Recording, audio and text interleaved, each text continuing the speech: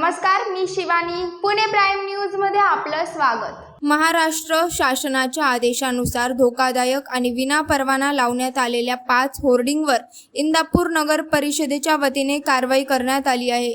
इंदापूरमधल्या बाबा चौक येथील इमारतीवरील 2 hoarding, I college समोरील 2 आणि तहसील कार्यालया शेजारील 1 असे एकूण 5 होर्डिंग काढण्यात आले.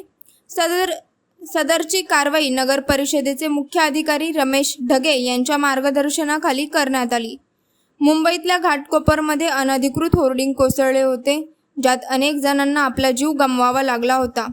इंदापूरमध्येही अनेक अनधिकृत होर्डिंग्स असल्याने नागरिकांच्या जीवन मरणाचा प्रश्न निर्माण झाला आहे.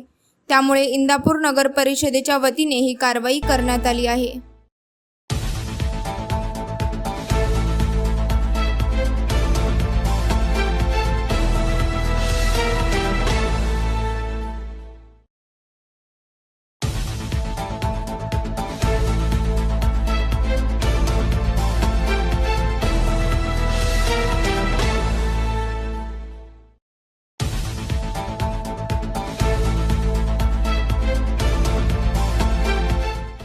पाहत रहा पुणे प्राईम न्यूज. धन्यवाद.